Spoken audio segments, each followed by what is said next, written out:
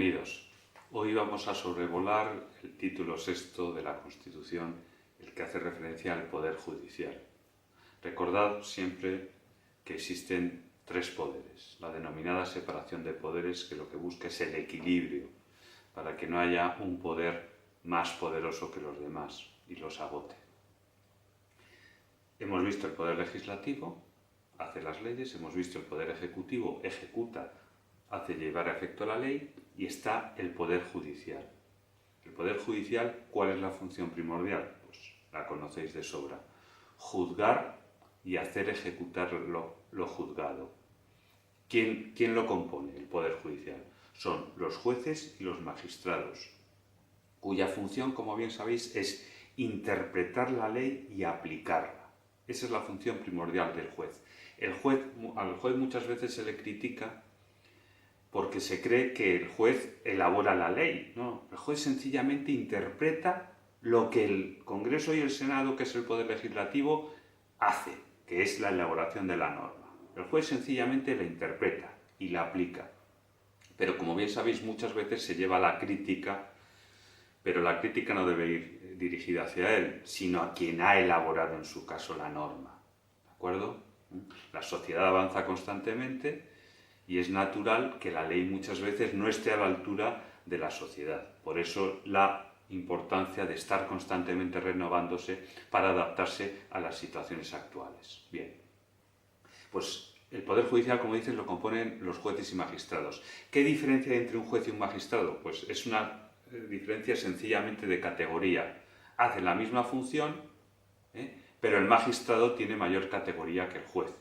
Que sepáis que existen básicamente tres categorías: el juez, el magistrado y arriba del todo el magistrado del Tribunal Supremo. Hemos dicho que su función principal es juzgar. Por eso se habla de que los jueces tienen jurisdicción, y se habla básicamente en dos sentidos: en el sentido de que tienen jurisdicción entendida como capacidad de juzgar, y jurisdicción entendida como territorio en el que se juzga.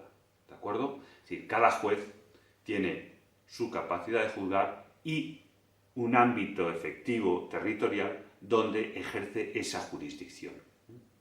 Debéis saber que existe el denominado principio de unidad jurisdiccional.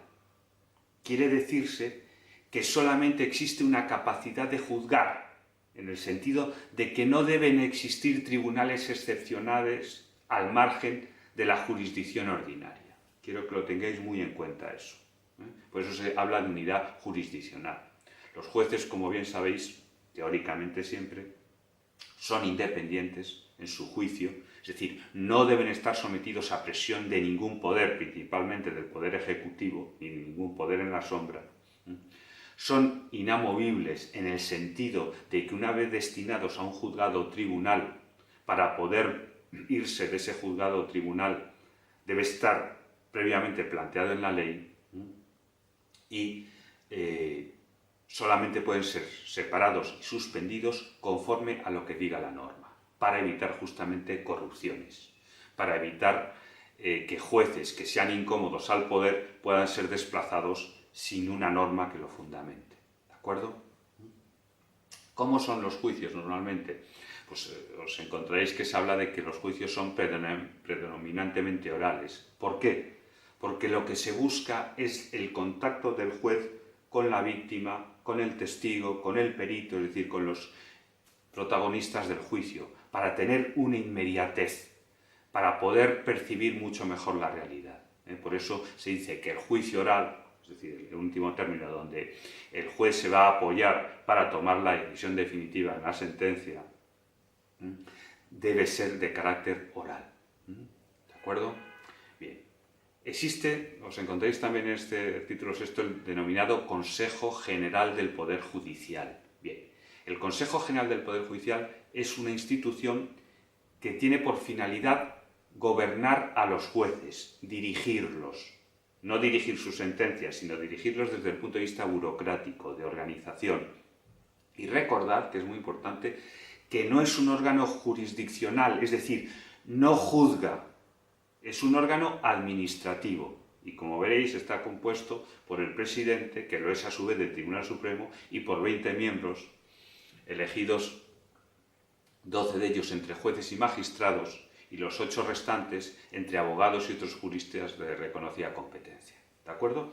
Pero eso es muy importante, que tengáis ese concepto muy claro. El Consejo General del Poder Judicial es órgano administrativo, no juzga, no tiene capacidad de juzgar. ¿De acuerdo? Bien.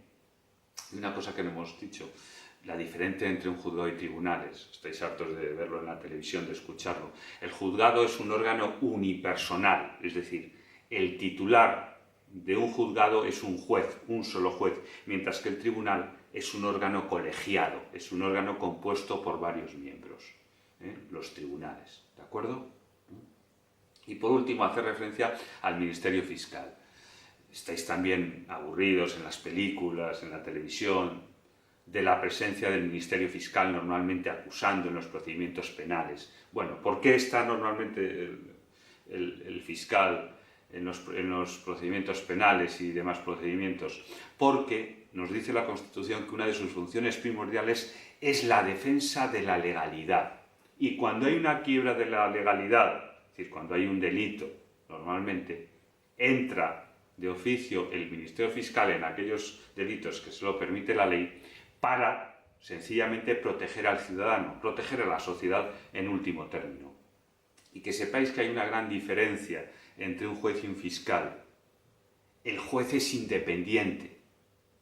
Es decir, cuando toma resoluciones lo hace desde su conocimiento y desde su conciencia. Se le podrán interponer recursos para modificar la resolución si una de las partes no está de acuerdo, pero él es independiente. Mientras que el Ministerio Fiscal no. Existe el principio de dependencia jerárquica, es decir, que desde arriba le pueden dar órdenes para que actúe en un sentido o en otro. ¿De acuerdo? Bueno, pues hasta aquí hemos llegado en esta clase. Gracias por estar ahí.